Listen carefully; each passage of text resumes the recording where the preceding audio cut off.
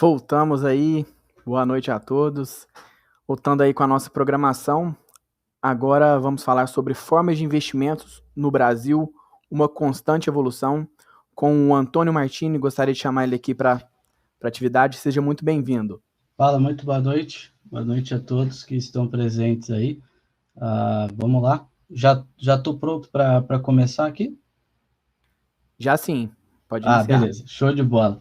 Bom, queria dar meu muito boa noite a todos. Uma satisfação enorme poder participar do evento. Agradecer aí a organização, o pessoal, principalmente a Natália, que fez o convite. Enfim, poder falar um pouquinho aí sobre investimento, algo que precisa ser introduzido aí ainda mais na cultura do brasileiro, é pouco disseminado ainda no Brasil, né? A gente percebe aí pelo número de investidores, enfim. Vou compartilhar minha tela aqui e vamos conversar um pouquinho aí sobre essa mudança de cenário e para onde a gente eventualmente está caminhando aí no mundo dos investimentos. Bom, deixa eu só pegar a tela aqui. Queria começar introduzindo um pouco aí a minha pessoa, né, uma breve introdução sobre a minha jornada. Eu me formei em engenharia eletrônica pela PUC, em Curitiba. Sou residente no interior do Paraná, em Maringá. Morei em Curitiba durante 5 anos. Depois de concretizar aí a faculdade, eu fui para o Canadá, onde pude ter uma experiência muito rica na Greystone College. Por lá estudei um pouco sobre liderança, RH, enfim, tive um grande aprendizado, por assim dizer, no Canadá. Voltei para cá e abri a minha empresa, minha startup, né, que é o Multibot. Vou comentar um pouquinho a respeito desse projeto ali na frente. E acabei me tornando analista de investimentos de valores imobiliários. Então, hoje eu sou certificado, apto aí a dar recomendações de investimento, falar e dar análise sobre o mercado abertamente. Bom, queria começar aqui, pessoal, depois dessa breve introdução, falar um pouquinho sobre onde o brasileiro deixa, né, o seu dinheiro hoje. Acho que é interessante a gente ter essa percepção. E nós vamos perceber aqui que boa parte dos brasileiros hoje prefere ainda o dinheiro na renda fixa. Na poupança, é claro que a gente tem um modelo híbrido, mas eu gostaria que vocês se atentassem à pequena parcela que acaba investindo em renda variável hoje no Brasil, né? E por que isso acontece? Bom, muito por conta do comodismo. E aí o comodismo não é aquele comodismo pessoal, eu acho que é aquele comodismo em que a própria renda fixa traz, né? Você tem aquilo todo mês, né? Você sabe que aquilo vai acontecer todo mês e que você vai ter aquela rentabilidade todo mês. Então o brasileiro acaba optando pela renda fixa um pouco por esse comodismo, né? Eu acho que a gente tem aí um grande receio de tomar risco. Acho que o brasileiro não é preparado para isso, principalmente pela questão psicológica.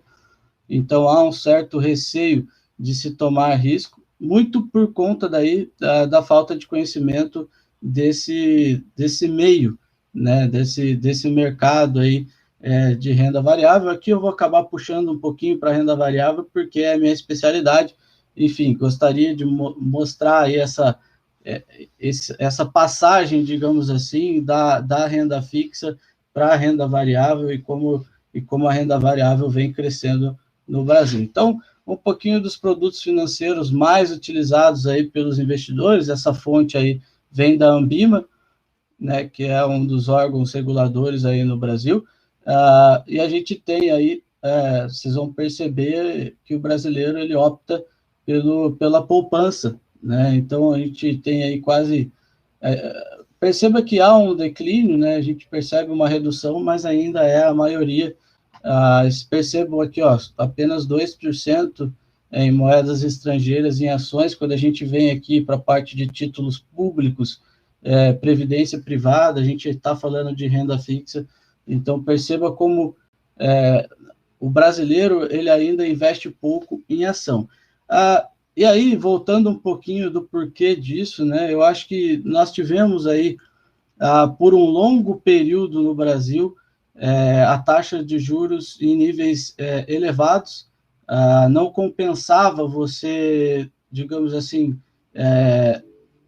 tomar risco para rentabilizar o seu dinheiro, justamente porque você já tinha uma rentabilidade atraente, uma rentabilidade real interessante. Então, essa cultura ela vem ali de trás, né? Então, só que nós vamos perceber, vou mostrar para vocês, uma mudança do cenário estrutural de juros, não só aqui no Brasil, mas também no mercado internacional. Então, perceba, os juros lá de 2016 vem aqui, né? Aqui eu tenho até 2019, mas agora em 2020 nós chegamos no menor patamar aí da taxa básica de juros no Brasil, que é a Selic, né? Chegou aí ao menor patamar.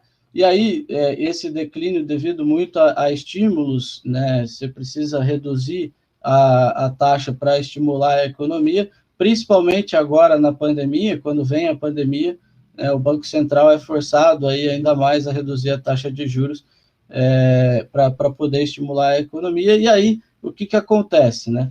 Já não se torna tão atraente mais você ter o seu dinheiro na renda fixa, porque já não são aqueles valores exorbitantes, né?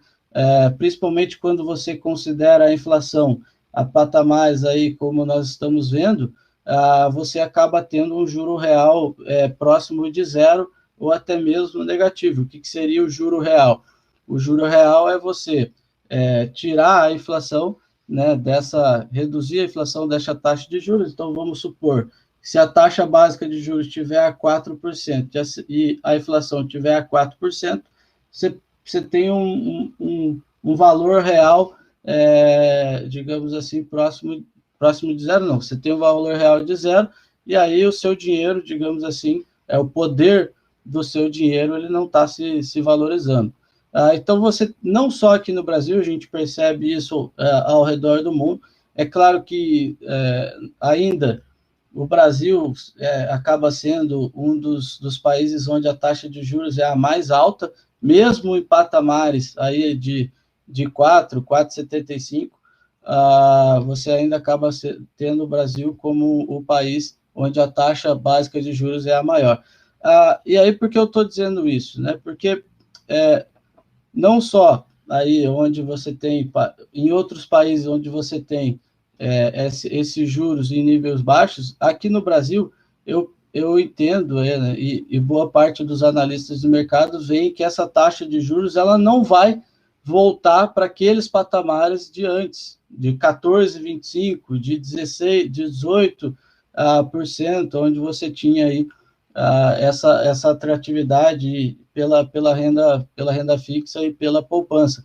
Então, aqui, né, a gente percebe que há uma mudança de cenário que não deve ser, digamos assim, temporário, e talvez esse cenário passe a ser constante. Então, a taxa de juros ela fique em patamares aí, mais baixos, e isso força a pessoa, eventualmente, a tomar um pouco mais de risco para poder sair, né, dessa taxa baixa, digamos assim. E aí o que a gente percebe, né? A gente percebe a partir disso, né, uma entrada de investidores na Bolsa, né? Eu trago aqui para vocês a evolução do número de investidores de renda variável nos últimos 10 anos, e aqui, a partir do ano de 2016, percebam que, né, os entrantes na renda variável começam a aumentar significativamente, apesar de ser ainda um número muito pequeno para um país tão grande como o Brasil. Então, nós temos hoje aproximadamente 4 milhões de pessoas físicas na Bolsa, né? Justamente você tem essa entrada por conta dessa mudança de cenário. Principalmente, eu vou apontar outros motivos pela qual o brasileiro tem vindo para a renda variável. Enfim, é um número pequeno, porém crescente, né? Vem crescendo muito. Eu, quando comecei ali em meados de 2015, 2016, achava que a Bolsa Nós tínhamos bastante pessoas na Bolsa, né, com 600 mil, hoje a gente tem 4 milhões e caminha para um mercado cada vez mais crescente, né? E o que mais, talvez, explica o avanço da Bolsa de Valores no Brasil para nós, né? Bom, o que tem acontecido digamos assim, a informação hoje em dia, ela circula mais rápido, então a consciência financeira, ela tem ganhado espaço no cenário brasileiro, né? Embora ainda seja lenta, ela vem se desenvolvendo no Brasil, principalmente num ano tão difícil quanto esse da pandemia, né, os últimos 2 anos, que acabou fomentando essa realidade do desemprego e da inflação e essa mudança de cenário, né? Então, o papel dos influenciadores pela internet, nós temos muitos influenciadores hoje disseminando esse tipo de conteúdo, trazendo a consciência financeira, a educação financeira, as pessoas, digamos assim, procurando cada vez mais por isso. Eu tenho um canal no YouTube hoje com quase 10 mil pessoas, e eu percebo muito isso, o pessoal me manda mensagem, procura, está interessado em aprender, em saber, e investir por conta própria, né? Por muito tempo você teve um modelo convencional, onde você tomava ali o seu cafezinho com o gerente do banco e ele, digamos assim, cuidava dos seus investimentos. Hoje eu percebo que as pessoas elas estão querendo cuidar do seu próprio umbigo, sabe? E aí eu digo cuidar do seu próprio dinheiro. Então elas buscam conhecimento, elas querem saber. Investimento por si só você acaba tendo que rodar muito, muita mudança de cenário, são várias variáveis. Mas mesmo assim as pessoas estão muito interessadas em cuidar do seu próprio dinheiro hoje em dia. Então, há uma mudança, você tem aí as fintechs entrando no mercado, você tem os próprios bancos se digitalizando, o Nubank, hoje você consegue apertar o botão e colocar seu dinheiro ali, mesmo que seja de 100% CDI, que seja renda fixa, você com um simples clique você consegue movimentar o seu dinheiro, ou seja, todo esse avanço, né, explica um pouco aí, digamos assim, o avanço da Bolsa de Valores. Eu comentei de um clique para investir na renda fixa, mas era em relação ao home broker, tá? Eu acabei me equivocando. Mas, enfim, tudo isso acaba explicando um pouquinho do avanço aí na Bolsa de Valores no Brasil. Aí eu acho que a gente vem por uma questão de geração também, né? Como os nossos pais, eu particularmente sou uma pessoa, me considero uma pessoa nova, né? Tenho apenas 28 anos, mas os nossos pais, ou enfim, eu digo os nossos pais, mas eu me refiro talvez ao meu pai, que hoje se encontra aí por faixa dos 60 anos, eles carregam com eles, né, essa cultura da poupança, eles carregam com eles um pouco do que eles vivenciaram ali atrás, então é difícil você mudar um pouco o mindset, né? Mas a gente percebe que há um aumento de investidores entre a faixa dos 25 aos 39 anos, né? Uma faixa que já está disposta, e aí eu diria que até pessoas mais novas, uma faixa que já está disposta a tomar um pouco mais de risco, que já está mais acostumada digamos assim, a se jogar, né? E para eventualmente conseguir alguns objetivos e alguns sonhos, como uma viagem, projetos como uma casa. Então, essas pessoas elas estão dispostas a se arriscar um pouquinho mais para atingir os seus objetivos. Então, a gente também percebe, né, um aumento dessa faixa etária de investidores, né? E é isso. Bom, e daí, né, do que tange a Bolsa de Valores, de onde nós viemos, né? Eu via nos jornais, né, aquele fundurço de gente gritando, especulando, né, e não entendia nada do que era aquilo, era uma realidade totalmente diferente. tudo era pelo telefoninho, né? E, enfim, quando eu converso, daí voltando um pouco para a geração dos meus pais, converso com meu pai, você tinha que fazer uma ligação para o gerente do seu banco, ele tinha que ir atrás da corretora do banco, né?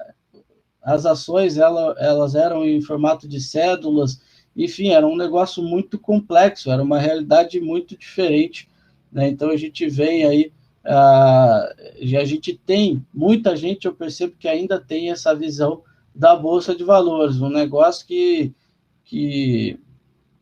é um monte de pessoas gritando lá, especulando, definindo valores aí, das quais nós desconhecemos, né?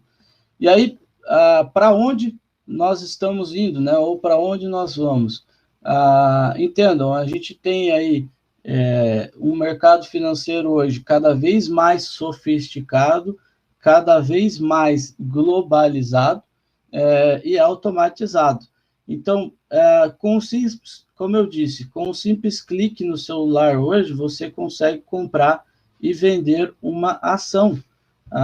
Hoje você tem aí os home brokers das corretoras, que é o meio da qual você compra e vende uma ação, né? E isso tudo no seu celular. Então, no momento de almoço ali, por exemplo, você pode dar uma passadinha, dar uma olhada em como estão os seus investimentos, tudo isso numa realidade totalmente diferente. Então, o mercado financeiro, né, no Brasil, eu vejo que cada vez mais globalizado e automatizado. E aí, não só no celular, eu acho que plataformas de investimento, enfim, quando eu comecei ali em 2015, pouco se falava em Bolsa de Valores, você tinha pouco conteúdo, no próprio YouTube você tinha pouco conteúdo disso. Hoje você digita Bolsa de Valores no YouTube e te aparece, né, uma série de conteúdos enfim, o mercado financeiro aí cada vez mais sofisticado e globalizado. E aí cada vez mais opções de serviços de investimento, crédito e proteção para empresas e pessoas físicas. Então, o que se tem aí, né, é um compliance muito grande para se proteger, para proteger as pessoas físicas, órgãos reguladores, né, a própria APMEC, que é a instituição da qual eu tenho que ser credenciado, ela atua rigorosamente para evitar questões aí de compliance, de conflito de interesses. Você tem aí a XP, outras corretoras trazendo, né, cada vez mais opções de investimento. Antes, para você investir lá fora em empresas como Google, Apple, Amazon, você tinha que encaminhar seu dinheiro para fora, e hoje você tem aí o que a gente chama de BDRs, que são os recibos dessas empresas. Então você consegue comprar aqui no Brasil, né, de forma mais fácil, mais tranquila. Cada vez mais se cria fundos, ETFs, que são correlacionados. Por exemplo, você tem ETF de China, onde você pode investir nas ações chinesas, ou seja, você consegue construir uma diversificação, né, uma criação de portfólio cada vez mais ampla, digamos assim. Enfim, isso mostra o quão esse mercado vem crescendo e deve crescer ainda mais nos próximos anos. E aí, apenas um comparativo com países desenvolvidos, você tem uma parcela muito pequena de pessoas que investem na renda variável no Brasil, né? Hoje, dados aqui um pouco mais antigos, mas você tem aí quase, hoje talvez isso esteja um pouco maior, mas você tem quase 1,5% da população hoje investindo em Bolsa de Valores no Brasil, ao passo que nos Estados Unidos aqui você tem 65% da população que investe no mercado de renda variável, né? Até coloquei um trocadilho aqui, uma breve brincadeira, que o único número que nós temos no Brasil que acaba se comparando com a parcela de pessoas que investem hoje nos Estados Unidos é o de endividados no Brasil, que, ironicamente, é de pouco mais de 66% da população. Então, aqui, talvez, né, um pouco, digamos assim, o que se enxerga disso tudo é que talvez o que eu disse lá atrás, né, dessa cultura, da educação financeira, né, tudo isso vai criar uma base para que o mercado de renda variável possa despontar aí, a gente, quem sabe, possa se equiparar a países de grande porte, né, que tem aí boa parte da sua população, muito por conta dos juros, muito por conta da cultura, investindo em empresas, em crescimento, isso também acaba desenvolvendo e fomentando o país. Bom, e aí o que acontece? Né? Todo esse cenário, né? Todos esses entrantes, esse crescimento, ele traz para o mercado uma demanda mediante o crescimento. Né? Então, o que você tem de demanda hoje no mercado de renda variável? Bom, a pessoa chega muitas vezes sem conhecimento, então ela leva um tempo para se adaptar ao mercado. Em média, nós percebemos aí, eu pela experiência, até a minha experiência, você leva de 1 a 3 anos aí para se adaptar ao mercado, entender como que funcionam as oscilações, como que é a dinâmica, né? Isso então demanda conhecimento. Então tem muita, por isso que a gente vê aí muita gente construindo e trazendo conteúdo para a internet, né? Nesse meio. Acredito que, né, para quem esteja assistindo deva ter percebido isso. Acho que, né, no Brasil você tem aí, né, aqueles que se aproveitam. Então, como a gente tem hoje o Bitcoin, você tem outros, né, outros investimentos que são muito parecidos com a renda variável. Então, isso acaba banalizando um pouco, você tem muita pessoa que acaba se aproveitando, então tem que tomar um pouco de cuidado.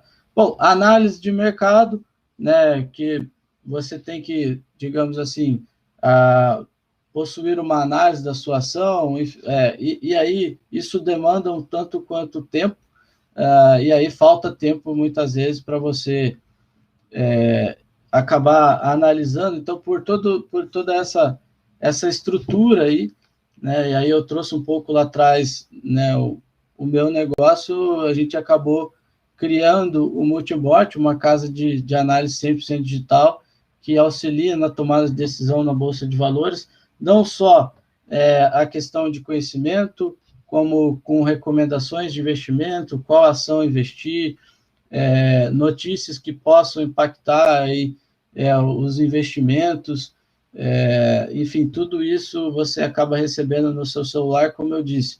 Você tem toda uma infraestrutura por trás, né, cada vez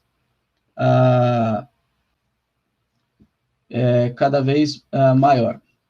E aí, né, puxando um pouco até pelo negócio, hoje, né, o Multibot evolui, né, a gente tem aí, como eu sei que tem muitos empreendedores assistindo, então foram 3 anos aí de bastante luta, né? Hoje nós temos aí agora uma novidade vindo pela frente, né? Uma evolução, um amadurecimento de produto, enfim, o Multibot evolui, vem muita coisa boa pela frente.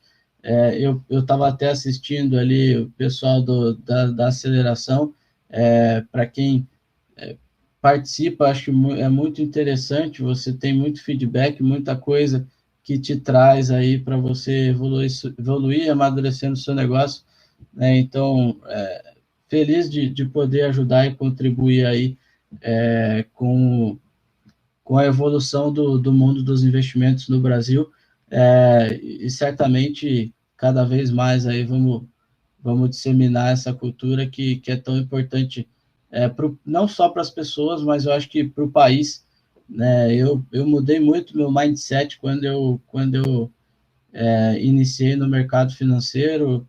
Eu brinco com os meus amigos que a conversa do bar ela fica mais madura. Você muda um pouco o seu mindset. É muito importante que as pessoas estejam inseridas nesse contexto, né? E isso demanda conhecimento, e aí estamos aqui para poder contribuir com isso tudo.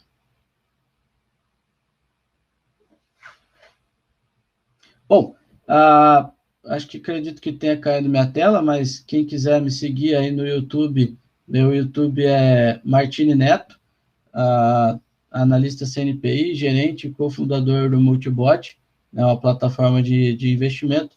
No Instagram, @Martini Neto. Quem tiver qualquer dúvida, quiser conversar a respeito, eu estou à disposição de todos. Fiquem à vontade aí para me chamar lá e perguntar.